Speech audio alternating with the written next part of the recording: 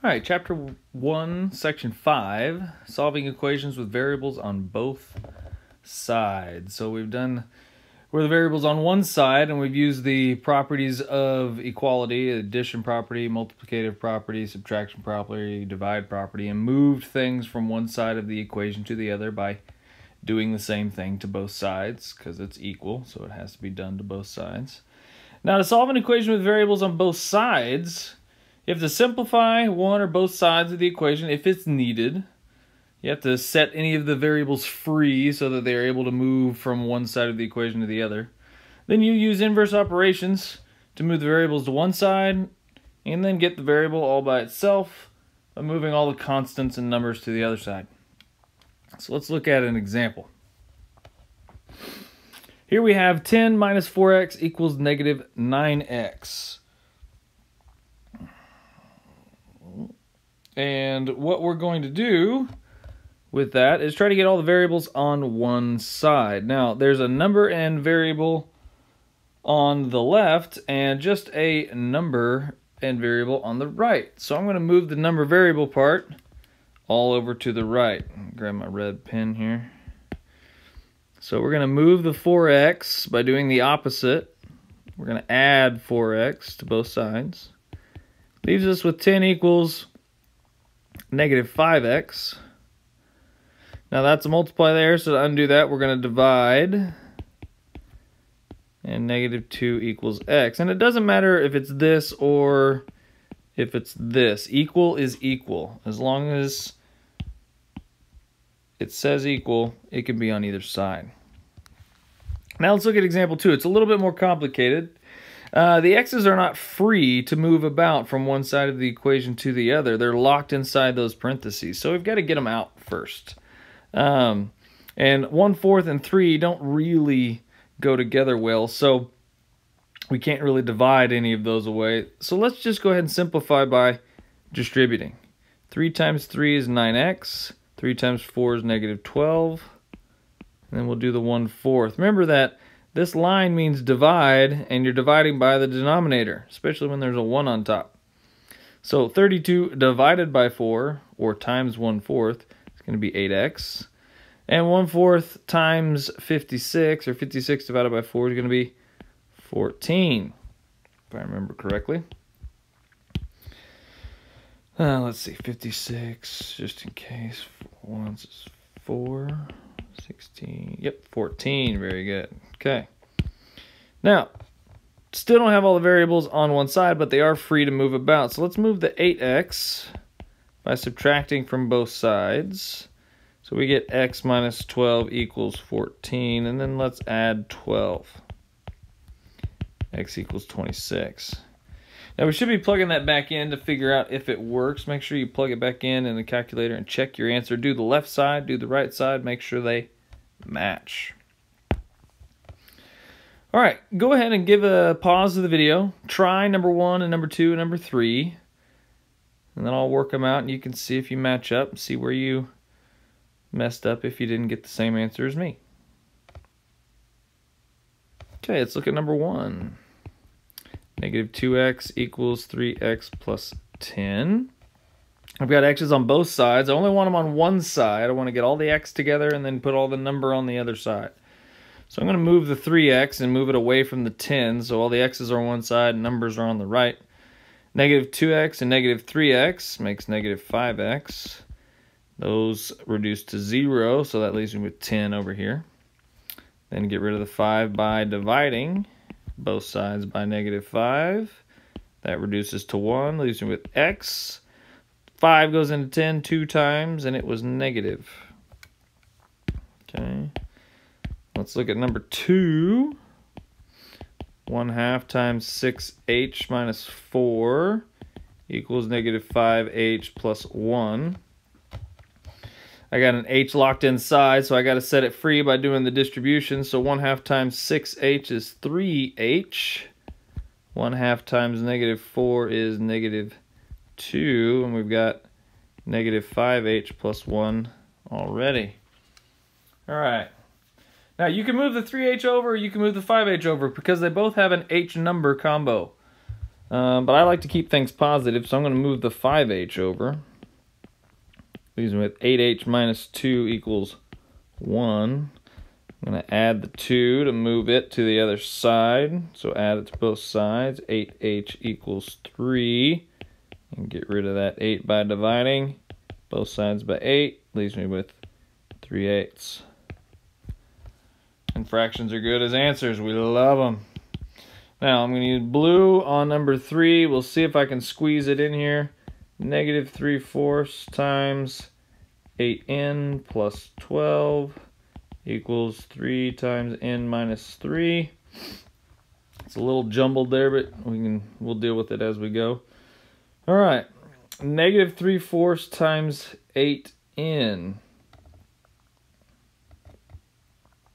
That one's going to be tricky. I'm going to get fractional here, but if we go over 1, 4 goes into 4 once. It goes into 8 2 times. That should be negative 6n. And 3/4 times 12.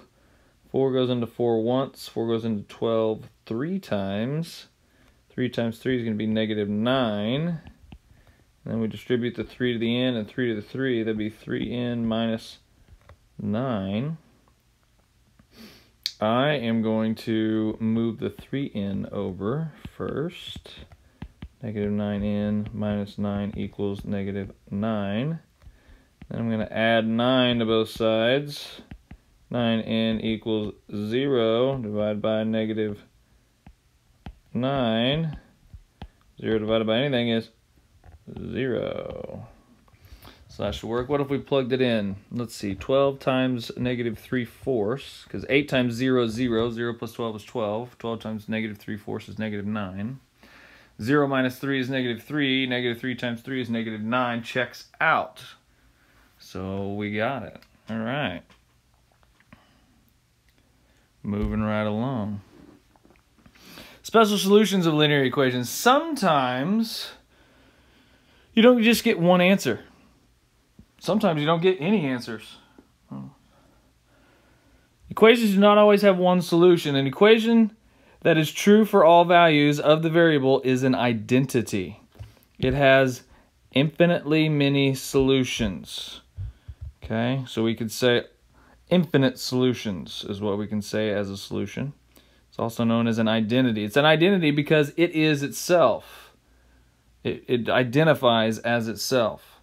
So we're going to write an equation that is not true for any value. An equation that is not true for any value has no solution. So we've got two different kinds of answers we can see here. We can see infinite solutions where they are exactly the same, equal, okay? Or we have no solutions where they are not even close and it doesn't even equal. It's not a true statement.